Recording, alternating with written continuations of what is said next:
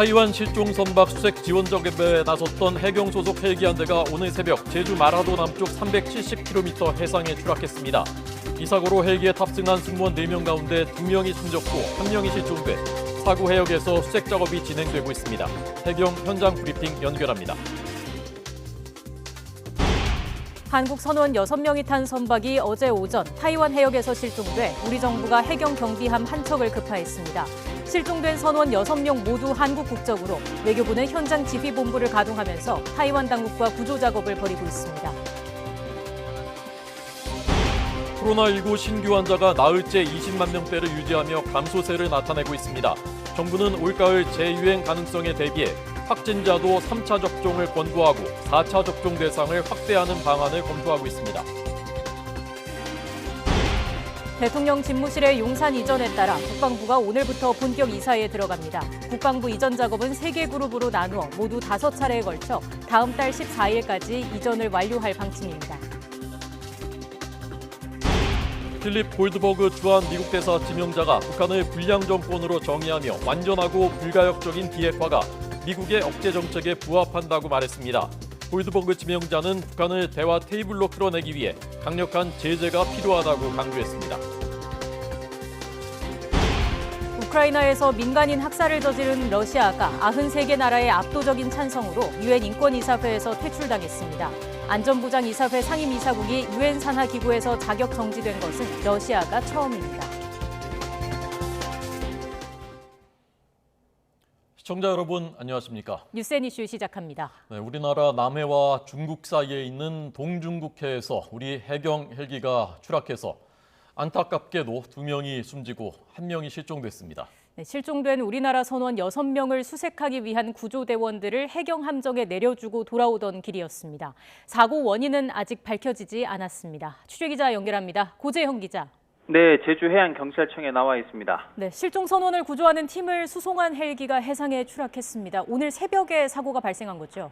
네, 그렇습니다. 사고 헬기는 제주 마라도에서 남서쪽으로 307km 떨어진 동중국해에 오늘 새벽 1시 반쯤 남해해양경찰청 소속 헬기 한 대가 추락을 했는데요.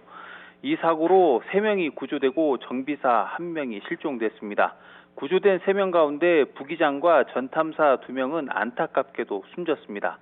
이번 사고에 앞서 어제 오후 근처 해역에서 우리나라 선원 6명이 탄 300톤급 예인선 교토 1호가 실종됐는데요.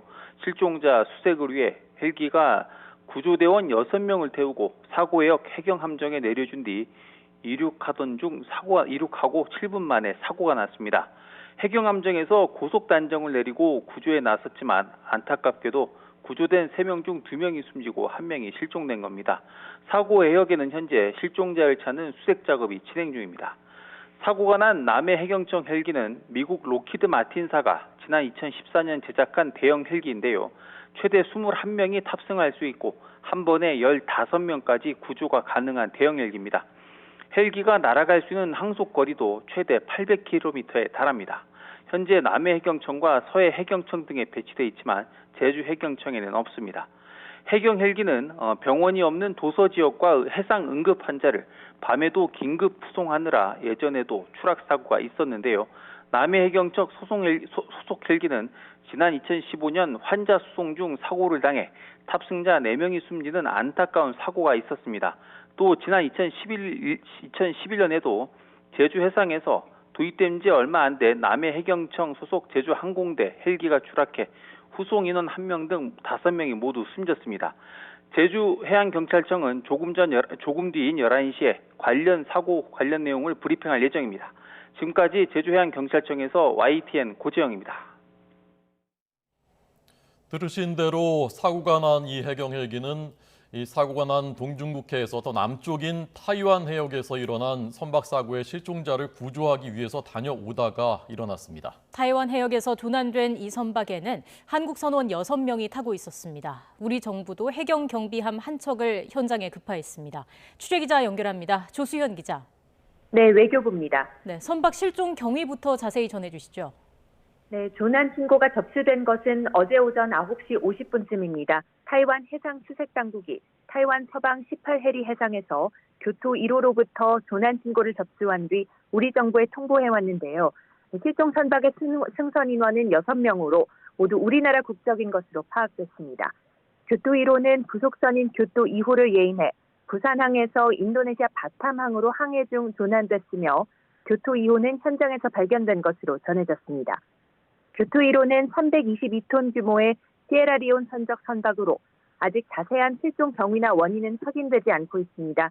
악천후로 인한 사고인지 불분명하지만 현지 기상 여건이 평소에 좋은 편은 아니라고 외교부 당국자는 전했습니다. 네, 이 선원들 찾기 위해서 수색이 계속 진행되고 있다고요? 네, 그렇습니다. 외교부는 타이완 당국이 조난 신고를 접수한 직후부터 계속 수색을 진행 중이라고 밝혔습니다. 타이완 당국은 현장에 경비함과 헬기를 투입했고 주변을 항해하는 선박에도 수색 협조를 요청한 상태입니다.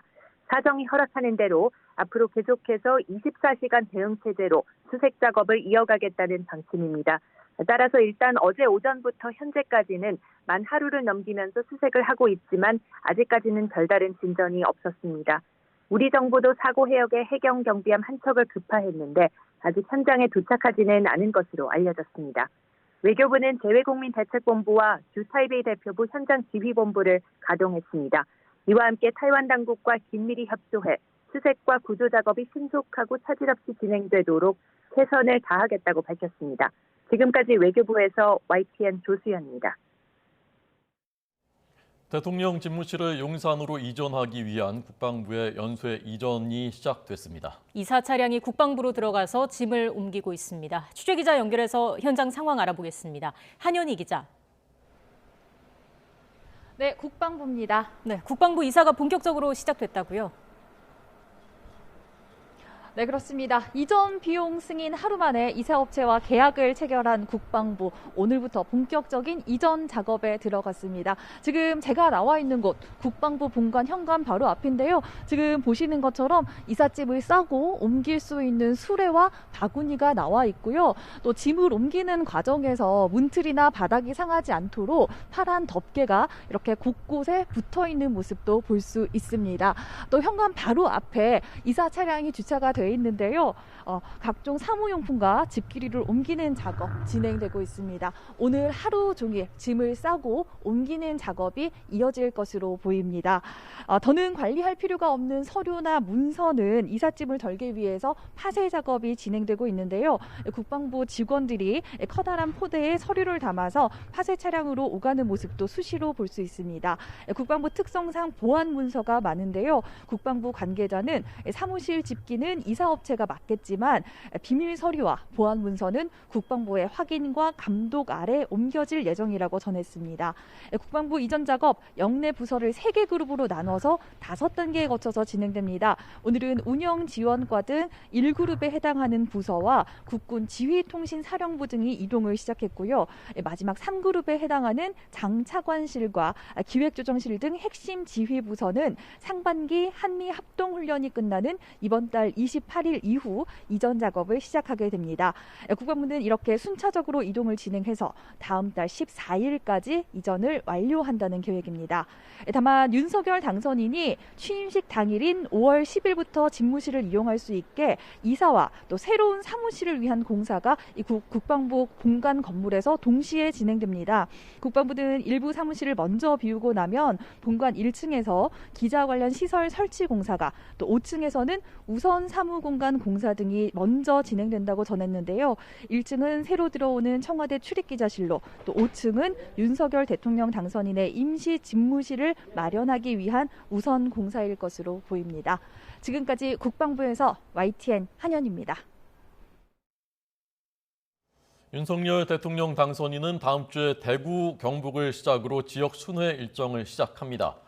배현진 당선인 대변인이 오늘 오전 브리핑에서 국민이 어디 사시든 기회에 차별이 없도록 하겠다는 지방 균형 발전에 강력한 의중을 전달하러 가는 것이라면서 지역 현장의 목소리를 국정과제의 강력한 의제로 실천할 것이라고 말했습니다. 네, 조금 전 뉴스 처음에 전해드린 안타까운 사고, 오늘 새벽 동중국해에서 우리 해경 헬기가 추락해서 2명이 안타깝게도 숨지고 1명이 실종된 현장 브리핑 들어보겠습니다. 유가족과 실종자 가족에게 깊은 위로의 말씀을 드립니다. 지금부터 사고 개요를 말씀드리겠습니다. 이번 사고는 4월 8일 01시 32분경 마라도 남서방 370km 인근 해상에서 해양경찰 헬기 S-92가 구조 임무에 동원된 중앙특수구조대원 6명을 경비함정 3012함에 이송한 후 이륙 직후 추락한 사고입니다. 사고 당시 기상은 남동풍이 2 내지 4m로 불고 파고 1m, 시점 5해리 내였습니다. 당시 3012함은 대만 서방 33km 해상에서 실종된 것으로 추정되는 애인선 교토 1호를 수색하기 위해 이동 중에 있었습니다. 당시 교토 1호는 한국인 선원 6명이 승선 중이었고 한국인 선원들도 교토 1호와 함께 실종된 것으로 추정됩니다. S-92는 교토 1호와 한국인 선원 6명을 수색하기 위해 동원된 중앙특수구조대 6명과 기장 등 헬기 운영요원 4명 등 총 10명이 탑승하여 4월 7일 21시 15분에 김해공항에서 이륙하였고 22시 16분에 제주공항에 도착하여 항공유를 보충한 후 23시 09분에 제주공항을 출발하였습니다. 4월 8일 00시 53분에 마라도 남서방 370km 이상에서 경비함정 3012함에 착륙하였고 중앙특수구조단 소속 구조대원 6명은 3012함으로 옮겨 탔습니다. S-92는 3012함에서 항공유를 보충한 후 동일 01시 32분경에 제주공항으로 복귀하기 위해 이륙한 직후 해상으로 추락하였습니다. 추락 당시 S-92에는 기장, 부기장, 전탐사, 정비사 등 총 4명이 탑승하고 있었고 추락 직후 3002함에서 단정을 내려 추락 위치 인근에서 01시 47분경 기장을 구조하였고 02시 10분경 부기장과 전탐사를 차례로 구조하였습니다. 구조 당시 기장은 의식이 있었고 부기장과 전탐사는 의식이 없는 상태였습니다. 구조된 3명을 3012함으로 옮겨 응급처치를 진행하였으나 안타깝게도 부기장과 전탐사는 의식을 회복하지 못하고 최종 사망하였습니다. 생존한 기장은 의식이 있는 상태로 다발성 골절과 출혈이 있으며 군 헬기를 이용하여 4월 8일 09시 42분에 제주 한라병원으로 이송하여 치료 중에 있습니다. 나머지 1명인 정비사는 여전히 실종 상태로 수색을 진행하고 있습니다. 이어서 현재까지의 수색 상황입니다. 추락 직후부터 3012함에서 수색을 진행하고 있고 해경과 군 항공기 2대가 03시 50분경부터 차례로 도착하여 조명탄 51발을 투하하며 야간 수색을 진행하였습니다. 3006함을 비롯하여 해양경찰 소속 대형함정 6척과 해군함정 4척, 남해어업관리단 어업지도선 1척도 현장으로 이동하고 있으며 가용 세력을 총동원하여 빠른 시간 내 실종자를 찾을 수 있도록 최선을 다하겠습니다. 다음은 교토 1호 수색 진행 사항입니다. 앞에서 말씀드린 바와 같이 대만 구조 당국으로부터 4월 7일 09시 50분경 대만 서방 33km 해상에서 교토 1호 전환 신호를 접수하였다고 통보받았습니다. 이후 대만 구조 당국과 지속적인 정보 교환 및 수색 협조 요청을 실시하였고 관계기관 및 대만 측과 해양경찰 경비 세력 파견 가능 여부에 대한 협의를 하였습니다. 18시 58분경 대만 측으로부터 사고 해역에서 우리 측에 수색이 가능하다는 통보를 받고 사고 해점과 가장 가까운 3012암을 급파하였습니다. 그리고 구조 역량 보강을 위해 오늘 사고가 난 S-92의 부산 소재안 중앙해양특수구조단 인력과 장비를 태워 3012암으로 이동시켰습니다. 아울러 소정 수색을 위해 중앙해양특수단 잠수지원함에 특수구조팀 15명 등 31명을 탑승하여 대만 현지로 출발하였습니다. 오늘 교토 1호 수색을 위해 대만 구조당국과 구조함정과 헬기를 보내서 수색을 진행하고 있으며 우리 구조함정도 내일 11시경 도착하는 대로 실종 선원을 찾는 데 최선을 다하겠습니다. 감사합니다. 이상 추락사고 관련 브리핑을 마치겠습니다.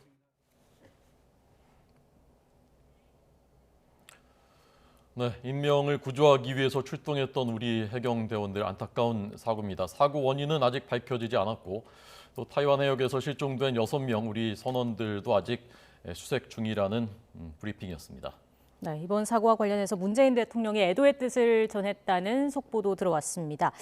문재인 대통령은 해경 헬기 사고에 대해서 보고를 받고 순직한 두 분의 해경에 대해 깊은 애도의 뜻을 표했다고 청와대 박경미 대변인이 전했습니다. 또 문 대통령은 실종자의 신속한 수색과 구조에 총력을 기울이고 조난당한 우리 국민의 구조를 위해서 가용 전력을 총동원하며 대만 측과 긴밀하게 협력할 것을 당부했다라는 소식도 들어왔습니다. 해경 헬기 추락 사고 관련 브리핑 전해드렸고요. 관련 소식은 또 이어지는 뉴스에서 전해드리겠습니다.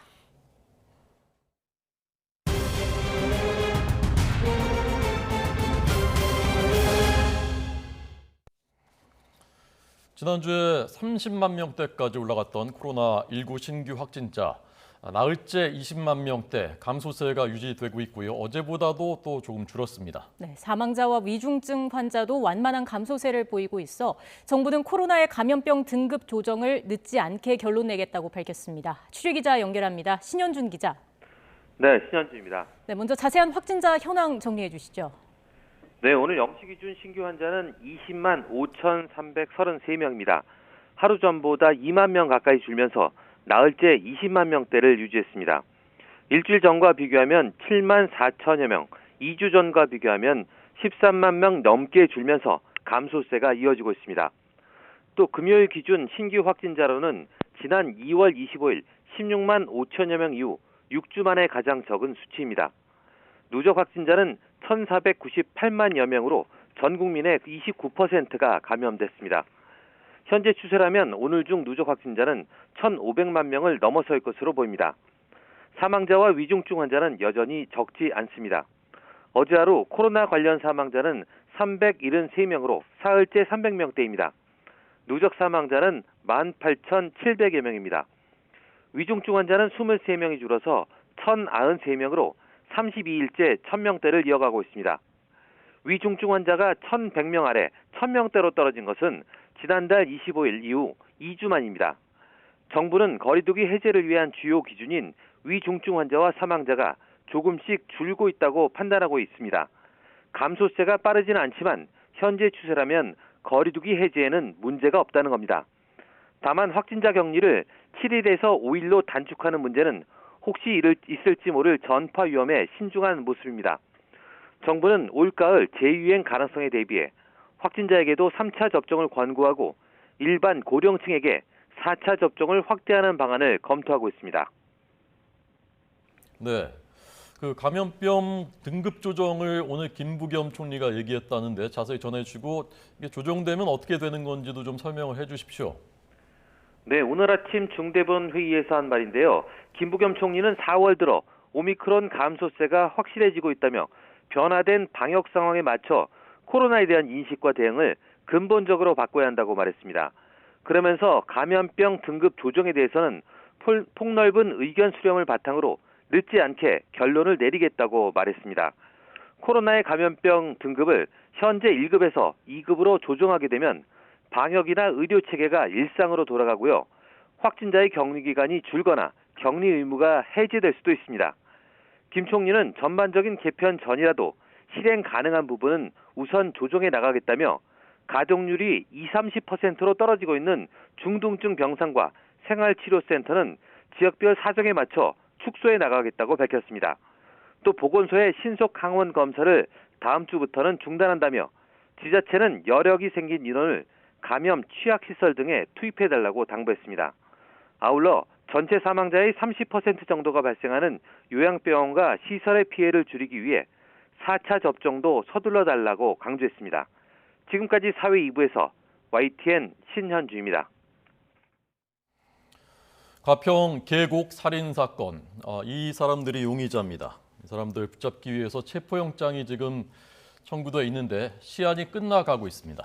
검찰과 경찰은 합동 검거팀도 꾸렸지만 용의자들의 행방은 여전히 오리무중입니다. 현장에 나가 있는 취재기자 연결하겠습니다. 김철희 기자. 네, 인천지방검찰청 앞에 나와 있습니다. 네, 두 용의자 아직 잡히지 않고 있다고요. 네, 가평 계곡 살인 사건의 용의자 이은혜와 조현수는 공개 수배를 받은 지 벌써 열흘이 지났습니다. 검찰 수사에 응하지 않고 행적을 감춘 뒤에 검찰은 체포영장을 2번 발부받아 현재도 행적을 쫓고 있는데요. 이들은 지난 2019년 6월 생명보험금 8억 원을 받기 위해 윤모 씨를 살해한 혐의를 받고 있습니다. 뿐만 아니라 같은 목적으로 같은 해 2월 강원도 양양군 펜션에서 피해자에게 보거피 등을 섞은 음식을 먹여 살해하려 하고 같은 해 5월 경기도 용인시 낚시터에서 수영을 못하는 피해자를 물에 빠뜨려 살해하려 한 혐의도 받습니다. 최근에는 2010년 인천 석바위 교통사고와 2014년 태국 파타야 해변 익사 사고가 피의자 이은혜와 연관됐다는 의혹까지 나온 상태입니다. 현재 영장의 만료 시한은 오는 12일로 사흘 앞으로 다가왔는데요. 검거팀이 이날까지 두 사람을 체포하지 못하면 다시 영장을 청구해 발부받아야 합니다. 생각보다 신병 확보가 늦어지면서 수사팀이 피의자들을 제때 검거하지 못해 행방이 묘연해진 것 아니냐는 지적도 나오는데요. 공개 수배 일주일쯤 지난 6일에서야 경찰에 공조 요청한 것을 두고 뒷북이라는 말도 나오고 있습니다. 직접 나서서 피의자를 붙잡는 사건을 많이 다루지 않는 검찰이 검거 전문가가 상대적으로 많은 경찰의 도움을 받아야 했다는 겁니다. 검경은 어제 인천지검에서 회의를 열고 그간의 수사 자료를 공유하기도 했습니다. 하지만 모든 언론에 두 사람 소식이 도배되다시피 하면서 오히려 수배자들이 더 꼭꼭 숨지 않았겠느냐는 지적도 나옵니다. 지금까지 인천지방검찰청에서 YTN 김철입니다. 네, 이 소식은 잠시 뒤에 전문가에게 좀 더 들어보겠습니다. 더불어민주당 현재 여당이 문재인 정부 임기 안에 검찰의 수사권을 완전히 폐지하는 검수완박 법안의 처리에 속도를 내고 있는데 대검찰청이 이것을 저지하겠다는 뜻을 공식화했습니다. 대검 주무과장이 검찰 제도와 형사사법 체계를 뒤흔드는 법안이라면서 법안 저지에 힘을 보태달라는 내용의 글을 전 검찰 구성원에게 전했습니다. 김호수 총장도 조만간 직접 입장 표명을 하는 방안을 검토하고 있는데 오늘 오후에는 전국 고검장 회의도 열립니다. 취재기자 연결하겠습니다. 우철희 기자. 대검찰청입니다. 네, 오늘 아침 검찰 내부망에 장문의 글이 올라왔다고요. 네, 대검찰청에서 주요 업무 기획과 법령 개정 등을 담당하는 권상대 정책기획과장이 오늘 아침 검찰 내부 전산망에 글을 올렸습니다. 검수완박 법안 관련 상황을 말씀드리고자 한다는 제목의 글입니다. 검수완박 법안은 검찰 수사권을 완전 폐지하는 내용을 핵심으로 합니다. 권상대 과장은 지난 5일 더불어민주당 의원총회에서 법안이 본격적으로 논의됐고 수사청 설치를 일단 유보하는 대신 검찰 수사권만 우선 폐지하자는 주장이 힘을 얻고 있다는 등 검수완박 추진 상황과 문제인식을 공유했습니다. 특히 어제 더불어민주당 소속 박성준 의원 대신 민주당 출신의 무소속 양향자 의원이 국회 법제사법위원회에 보임된 것과 관련한 비판을 제기했습니다. 이견이 있는 안건을 다루는 안건조정위원회 구성이 민주당과 무소속 의원이 힘을 합치면 법안 소위원회를 통과해 본회의 일정까지 한 달 안에 이어질 수 있도록 바뀔 가능성이 높아졌다고 강조했습니다. 이어 지난 2020년 공수처법을 비롯한 비슷한 형태의 사보임으로 안건조정위가 무력화됐던 사례가 있는 만큼 다른 생각이 드는 건 어쩔 수 없다고 강한 의구심을 드러낸 겁니다. 권 과장은 이와 함께 검수완박 법안이 검찰 역사와 제도를 형해화시키고 형사사법 시스템의 근간을 뒤흔드는 법안이라면서 다수당이 마음을 먹으면 한 달 안에 통과될 수 있는 거친 현실이 안타깝고 죄스러울 따름이라고 지적했습니다. 이어 검수완박 법안과 심의 절차가 과연 우리 헌법과 국회법이 용인하는 것인지 상식과 양심이 존중받는 사회에 가까이 갈 수 있도록 하는 것인지 묻는다면서 검찰 구성원 모두 관심을 갖고 힘을 보내주길 부탁한다고 덧붙였습니다. 네, 대검찰청의 주무과장이 이 글을 올렸다는 것인데요. 대검찰청이 이 검수완박 저지하겠다고 공식화했다 이렇게 볼 수 있는 것입니까? 네, 그렇습니다. 권상대 과장은 해당 글을 올리기에 앞서서 김우수 검찰총장의 보고와 승인을 거친 것으로 파악됐습니다. 사실상 김우수 총장의 뜻으로 봐도 무방하다는 뜻입니다.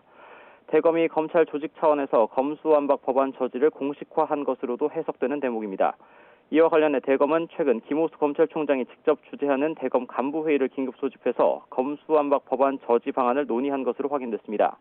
검찰 내부에서는 지금 문을 닫게 생겼다면서 법안 통과가 현실화되는 분위기를 상당히 엄중하게 바라보는 모습입니다.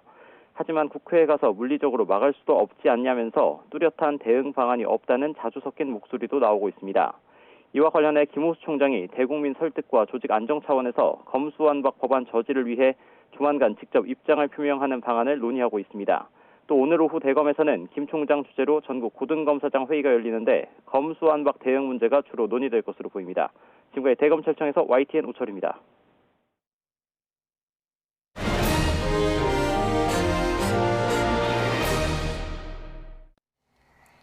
의회에서는 소수당이지만은 이제 집권 여당이 되는 국민의힘. 지금 새 원내대표를 뽑고 있습니다. 윤핵관이라고 불리는 권성동 의원 그리고 비핵관 조혜진 의원이 맞붙고 있습니다. 국민의힘은 6일 지방선거 광역단체장 후보자들을 대상으로 공천 면접을 실시하고 더불어민주당도 공천 신청자들에 대한 심사에 들어갔습니다. 국회 취재기자 연결합니다. 조성호 기자. 네, 국회입니다.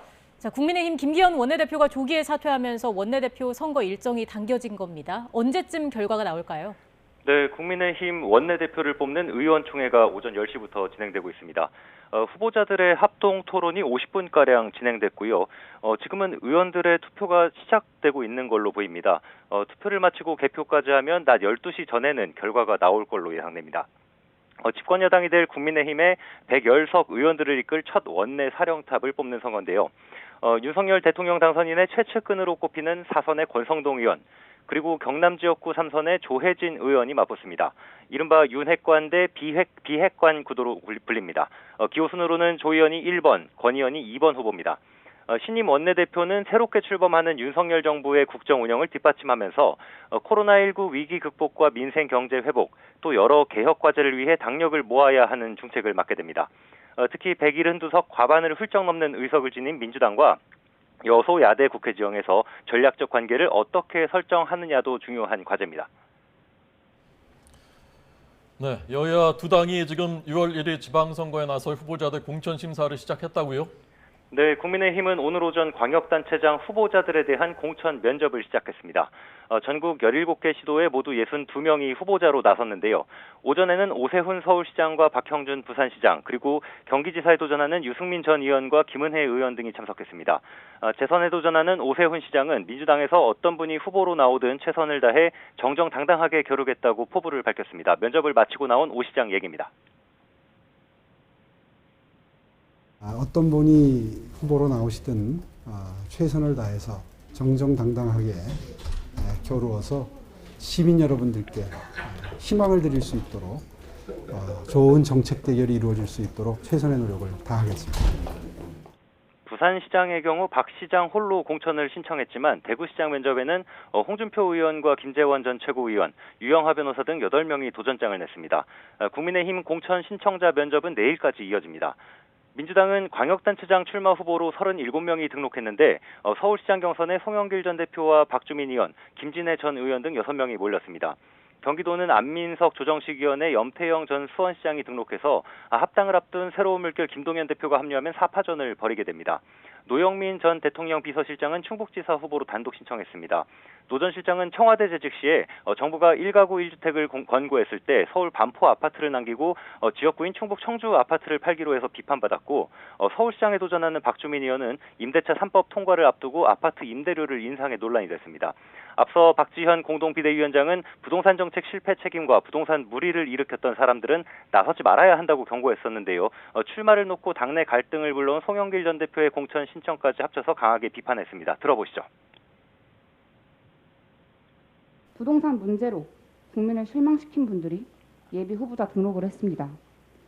대선 패배 책임을 지겠다고 물러난 전 당대표께서도 마찬가지로 후보자 등록을 하셨습니다.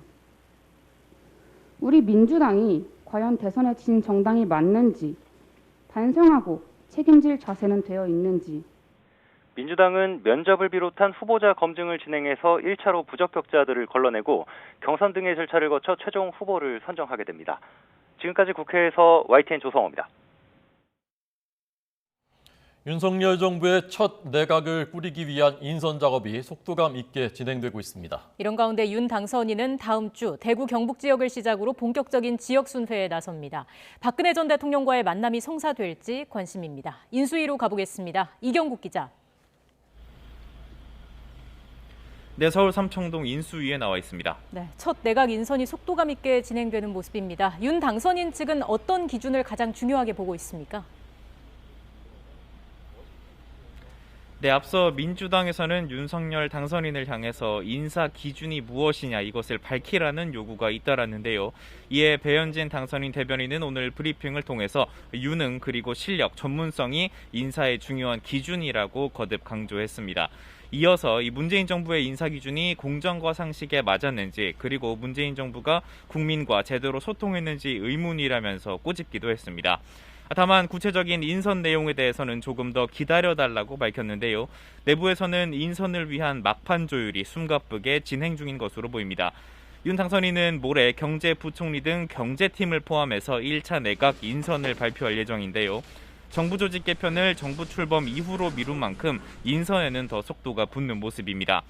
첫 내각에 들어가게 될 후보군의 명단도 꾸준히 언급이 되고 있습니다. 경제부총리 겸 기획재정부 장관에는 국민의힘 추경호 의원, 금융위원장 자리에는 인수위 경제 1분과 최상목 간사, 대통령실 경제수석에는 서울대 김소영 교수가 유력한 것으로 전해지고 있습니다.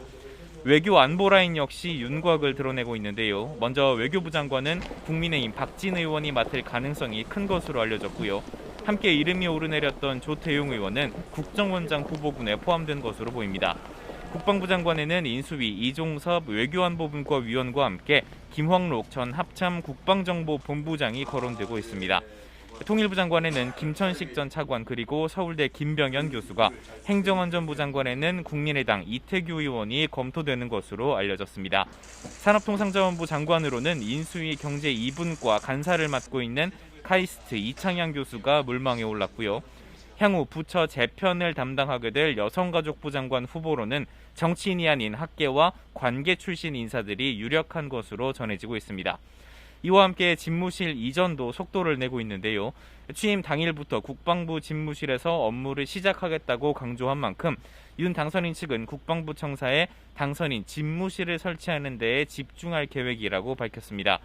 보안상의 이유로 여건이 되지 않을 경우에도 임시 집무실을 설치하는 방안까지 검토하고 있다고 설명했습니다. 네, 윤석열 당선인이 다음 주부터는 지방 현장을 돈다면서요? 네, 맞습니다. 윤석열 당선인 다음 주부터 본격적인 지역 순회에 나설 예정입니다. 현장을 돌면서 직접 지역 균형 발전을 이룰 방안들을 찾고 이를 국정과제에도 반영하겠다는 계획입니다. 배현진 당선인 대변인은 윤 당선인이 가장 먼저 1박 2일 일정으로 대구 경북 지역을 방문한 뒤에 이어서 차례로 다른 지역들도 찾을 계획이라고 설명했습니다. 이 과정에서 윤석열 당선인이 현재 대구 사저에 머물고 있는 박근혜 전 대통령과 만날지 관심인데요. 당선인 대변인은 만남을 검토하고 있다면서도 아직 결정된 바는 없다고 설명했습니다. 이런 가운데 윤석열 당선인 오늘은 토마스 바흐 IOC 위원장과 통화하면서 스포츠 외교에 나설 예정인데요. 이외에는 별다른 공개 일정 없이 내각 인선 작업에 주력할 것으로 보입니다. 안철수 인수위원장도 함께 바쁜 행보를 이어가고 있습니다. 안 위원장과 인수위원들은 오늘 경기도 화성에 있는 현대자동차 기아 기술연구소를 방문합니다. 전기차와 수소차 등 미래 교통수단 개발 현황을 점검하고 이와 함께 지원 방안도 찾는다는 계획입니다. 네, 한덕수 국무총리 후보자를 두고는 논란이 계속되고 있는 상황인데 오늘 아침에 한 후보자가 추가로 입장을 밝혔죠. 네, 그렇습니다. 말씀하신 것처럼 한덕수 총리 후보자 앞서 로펌 등에서 이 고액의 잡문료나 보수를 받은 것을 두고 논란이 일었는데요. 또 후보자의 재산이 10년 만에 40억에서 82억 원으로 2배나 늘어난 것으로 파악되면서 논란은 더욱 커지는 모습입니다. 부동산 임대 수익 등 재산 형성 과정을 두고도 의혹이 커지는 상황인데요. 한덕수 후보자는 오늘 청문회 준비단 사무실에 출근하면서 자신은 의혹들과는 관련이 없다고 선을 그었습니다. 직접 들어보겠습니다. 그런데 무슨 관계가 있거나 이런 게 전혀 없기 때문에 하여튼 성실하게 말씀드리면 우리 의원님들도 저는 좀 잘 이해해 주시지 않을까 이렇게. 네, 한덕수 후보자는 지난해 수십억 원의 예금이 한 후보자 본인에게 들어갔다는 의혹을 두고도 은행 간의 금리차에 의해서 일정 부분 자금이 움직였을 수는 있지만 자신은 전혀 아는 바가 없다고 밝혔습니다. 민주당은 한 후보자를 향해서 임대왕이다 전관예우로 수십억을 챙겼다고 비판하며 송곳 검증을 예고하고 있는 상황인데요. 이에 따라서 청문회 통과도 험로가 예상이 되고 있습니다. 지금까지 서울 삼청동 인수위에서 전해드렸습니다.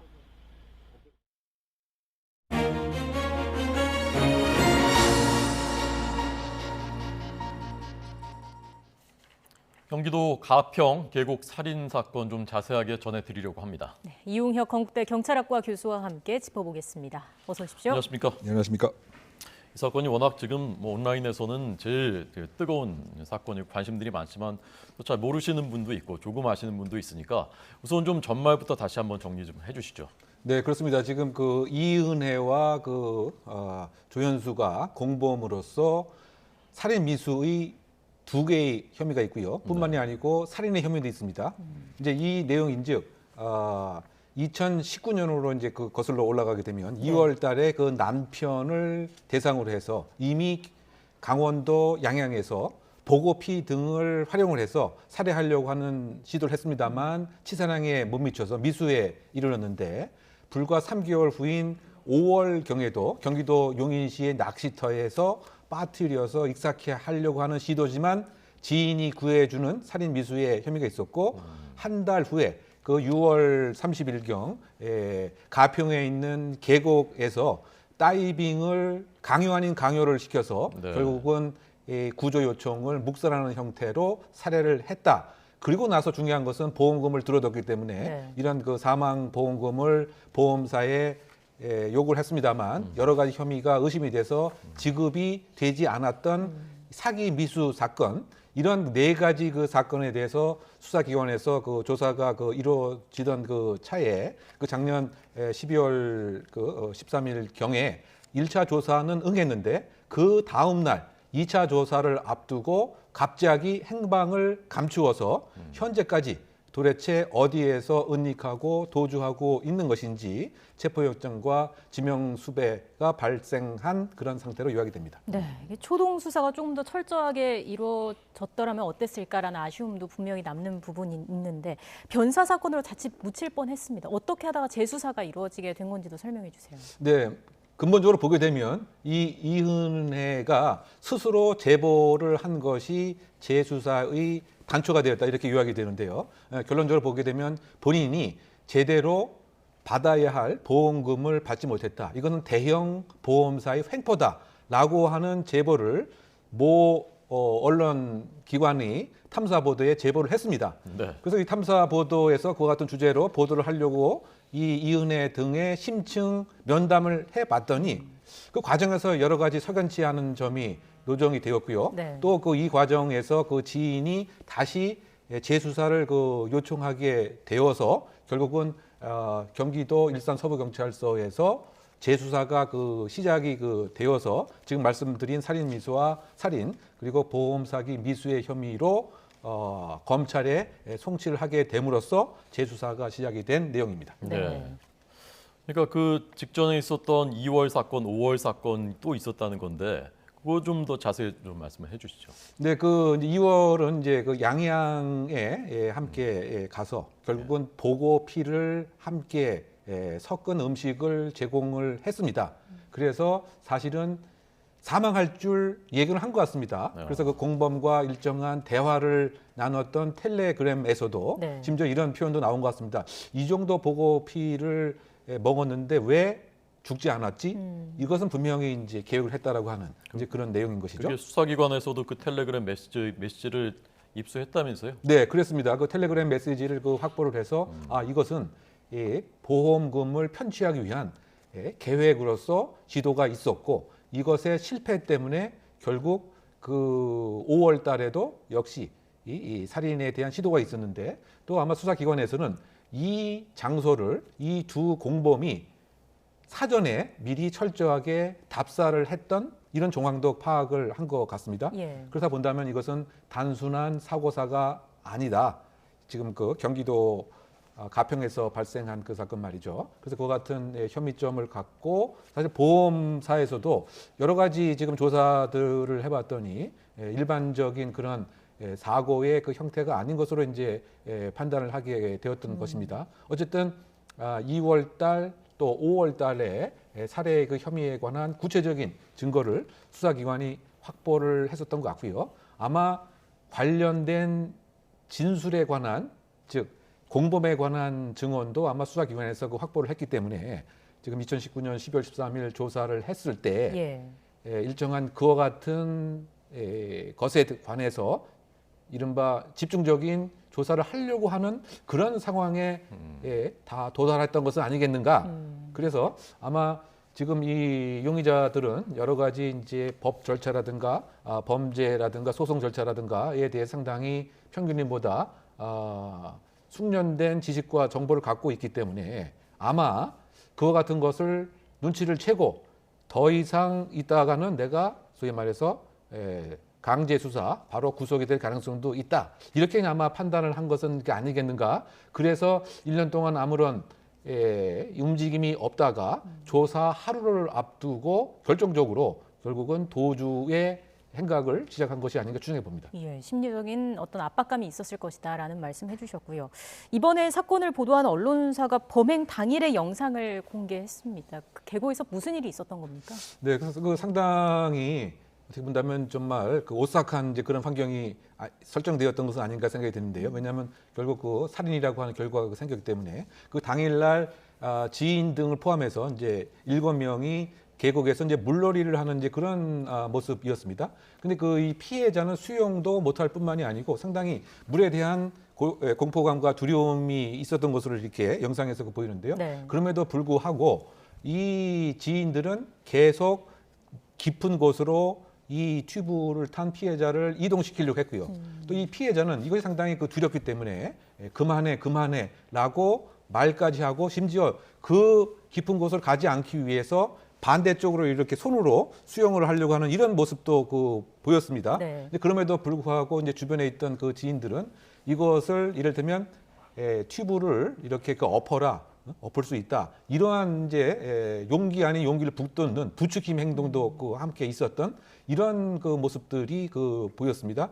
그리고 이 일이 있은 그야말로 저녁 8시 20분에 결국 이 그 피해자는 4m 계곡 위로 올라가게 되었고요.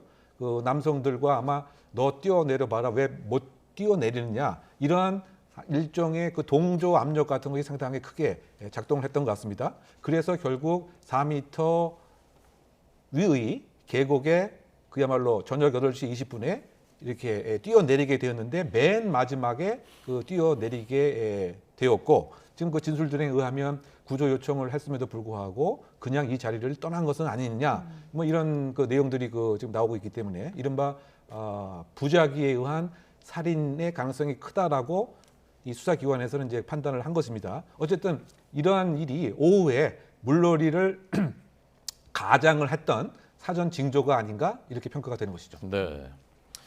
부작 위에 의한 살인이라는 것은 이제 어떤 행동을 하면 살인이 아닐 수 있는데 하지 않았기 때문에 살인이 됐다 그 말씀이시고, 물론 아직까지는 이 사건이 우리가 잡아서 수사하고 재판한 것이 아니기 때문에 살인이라고 확정할 수는 없지만 여러 가지 너무나 구체적인 정황들이 나오고 있고, 또 이 당사자 두 사람들이 행방을 감춰버렸고, 이렇기 때문에 저희가 살인 사건이라는 용어를 쓰고 있는 것이고요.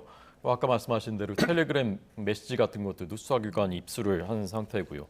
지금 어쨌건 카드 쓴 흔적도 없다고 하고 통화한 내역도 없다고 하고, 그래서 어떻게 어디에 있을 수 있는 가능성이 있습니까? 그러니까 지금 보게 되면 이른바 그 생활 반응이 전혀 없다, 뭐 이렇게 요약할 수가 있겠죠. 어떤 측면에서 보게 되면 아날로그 방식으로 이동을 하고 있는 것은 아닌가, 이런 추정이 가능합니다. 네. 이를테면 본인의 정체성이 노출될 수 있는 인터넷 사용이라든가 이것은 자제하고 있는 것 같고요. 혹시 뭐 통장과 관련된 금전에 관한 인출도 하고 있지 않은 것이기 때문에 도대체 어디에 있느냐. 근데 아마 그 수사기관에서는 사전에 출입국 기록은 아마 파악을 한 상태에서 공개 수배를 한 것은 아닌가 생각이 되기 때문에 해외로 빠져나가는 것은 상당히 어렵지 않았겠느냐. 물론 당일 바로 일정한 밀항 브로커와 연계가 돼서 혹시 해외로 도피했을 가능성이 있지 않는가라고 하는 추정도 해봄직합니다. 밀항하면 기록은 안 남으니까요. 그렇죠. 그런데 사실은 이제 그 밀항 브로커를 찾는데 상당한 소요의 시간도 들고요.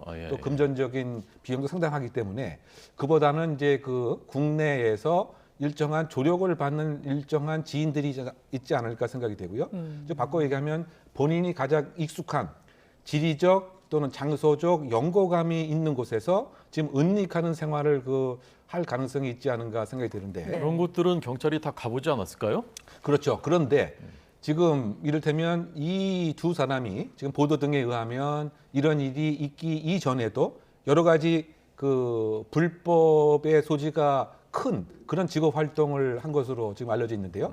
그렇다 본다면 기존에 갖고 있었던 대포폰이라든가 또는 뭐 저의 그 개인적인 그 추정입니다만 아예 다른 장소에서 과거에 했던 불법적인 직업, 그것을 계속 유지하게 된다고 한다면 사실상 그 금전적인 지원은 계속 유지될 수 있는 것이고요.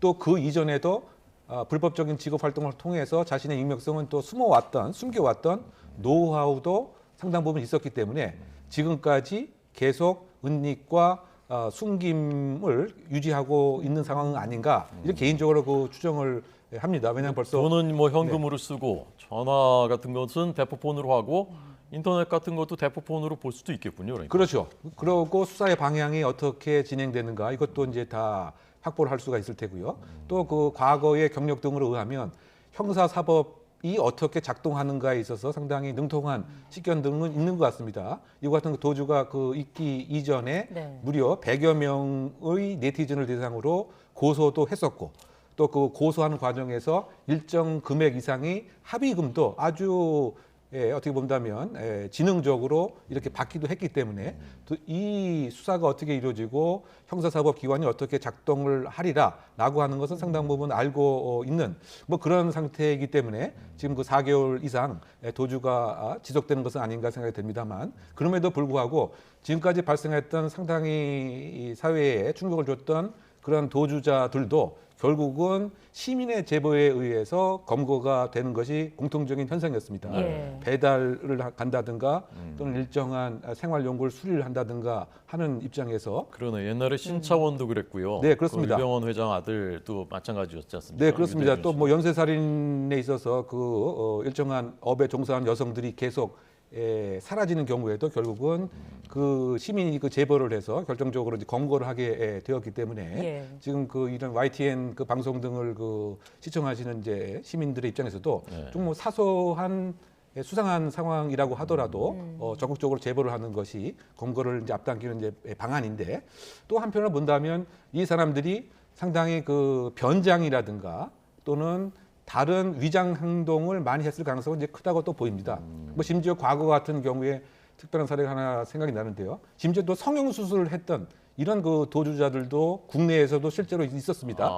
그러다 본다면 벌써 3개월, 4개월 이렇게 시간이 경과했기 때문에 예. 얼굴이라든가라고 하는 것을 성형수술을 했을 가능성도 뭐 배제는 할 수 없는 것은 아닌가 뭐 이렇게 추정하는 것은 어쨌든 지금 그 4개월 이상 계속 그 수사가 이루어졌기 때문에 혹시 이 성형외과 의사들께서도 지금 방송을 보서 이러한 사람들이 병원에 들렸었다라고 하는 이러한 그 제보 역시 검거를 앞당기는 중요한 단초가 될 수 있으리라고 보입니다. 네, 네. 잠시 말씀 중에 속보가 한 가지 들어와서 이 내용 전해드리고 계속해서 교수님과 이야기를 나누겠습니다.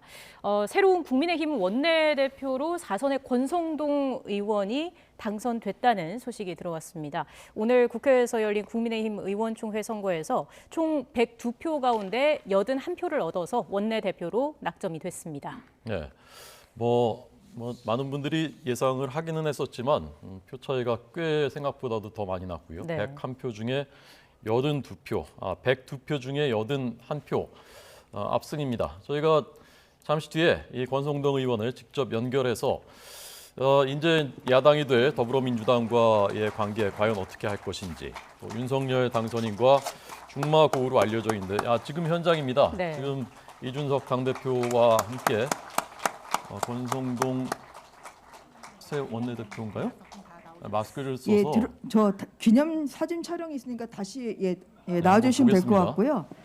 그 오늘 참석하신 당선자 그리고 또 조혜진 후보님 그리고 당대표 원내대표 또 정책위의장님 앞으로 다 나오셔서 기념 촬영을 하겠습니다. 송원석 선거관리위원장님도 네, 아마 조금 전 함께 같이 해주시기 그 손을 맞잡았던 사람이 러닝메이트로 나왔던 그 정책위 의장이었던 것 같고요. 예. 권성동 의원이 옆에 있었는지 마스크를 써서 정확히 얼굴을 식별을 못했는데요. 저희가 어쨌건 조혜진 의원을 누르고 4선 권성동 의원이 원내대표로 선출됐고 윤핵관이라고 불립니다. 본인은 윤핵관이라고 부르지 말라라고 하는데 잠시 뒤에 연결되면 이것도 직접 한번 물어보고 또 한번 보시죠. 같이 들어주실까요? 네, 새 원내 지도부 1년 동안 소개해 주신 원내대표나 그리고 새로 낙선한 출범할 조혜진 의원 모두 원내대표께 같이 뜨거운 손을 박수 잡고 또 부탁드리겠습니다. 축하해주고 있습니다. 국민의힘의 새 원내대표 이제는 집권 여당이기 때문에 더더욱 중요합니다. 다수 야당과의 관계를 어떻게 가져갈지 이 키를 주게 된 권성동 의원 잠시 뒤에 직접 연결해서 물어보겠습니다. 네. 자, 그럼 계속해서 이야기를 좀 이어나가 보도록 하겠습니다. 앞서서 제보가 중요하다라는 말씀을 해주셨는데 그렇기 때문에 저희 YTN도 계속해서 사진을 보여드리고 있는 거고요. 사진을 좀 집중적으로 잘 봐주시면 좋겠습니다. 이번 사건이 알려지면서 수사의 미진함을 좀 지적하는 목소리도 나오고 있습니다. 공개 수배가 일주일쯤 지나서야 검거팀이 경찰에 공조 요청을 했다. 뒷북 아니냐 이런 이야기들이 나오고 있어요.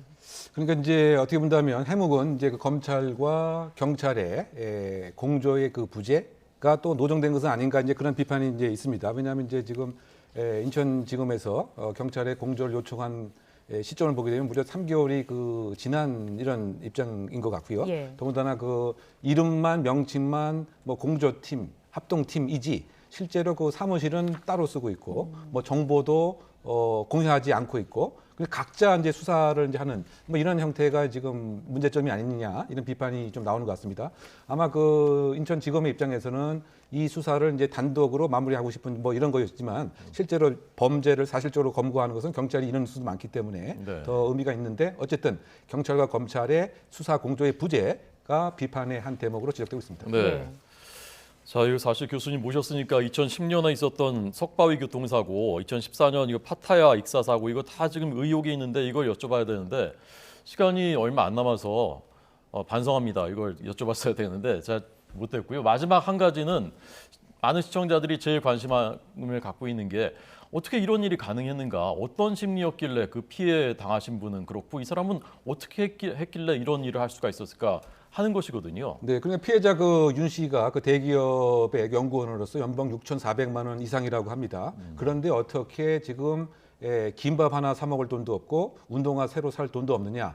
그리고 거의 경제적으로 지금 뭐 파산 상태다 이런 보도가 있기 때문에 이러한 그 돈에 관한 모든 것이 결정을 지금 그 이은혜라고 하는 부인이 하게 되었는데 이 구조를 보게 되면 심리적 조정과 통제 자체가 아주 철저했다. 네. 소위 그 심리학에서 얘기하는 그 가스 라이팅의 피해의 대표적인 모습이 아니겠느냐. 즉 어떻게 본다면 심리적인 그 학대인 거죠. 네. 그 상대방의 주체적 의사결정에 회의를 갖게 하고 모든 것을 이제 의존하게 만들고 더군다나 다른 사회적 관계는 다 차단을 하게 되는 이와 같은 그 심리적 지배 종속 관계를 성공적으로 이은혜 입장에서는 유지했기 때문에 이와 같이 이 대기업의 연구원임에도 불구하고 모든 것에 승인을 받게 되고 또 본인 자체도 무엇인가 그것을 인지는 하고 있지만 달리 탈출할 수 없었던 그런 상황들, 자신의 일정한 메시지 등에 혹시 내가 그 사망을 해서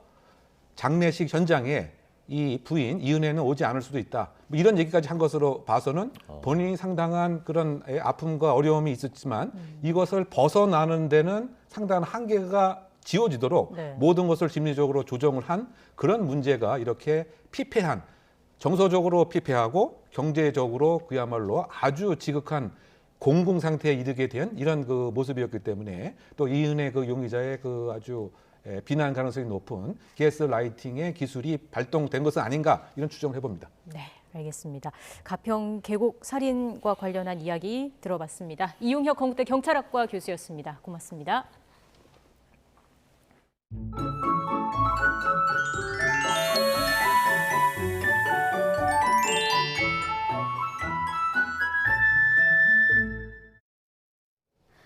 금요일인 오늘도 화창한 봄 날씨가 이어지겠습니다. 따뜻한 남서풍이 불면서 기온이 크게 오르겠는데요. 오늘 서울이 한낮에 20도까지 올라 어제보다 4도가량 높겠습니다. 다만 해가 지면 금세 쌀쌀해지는 만큼 큰 일교차를 유의하시기 바랍니다. 맑은 날씨 속 때이른 고온 현상이 나타나면서 산불이 비상입니다.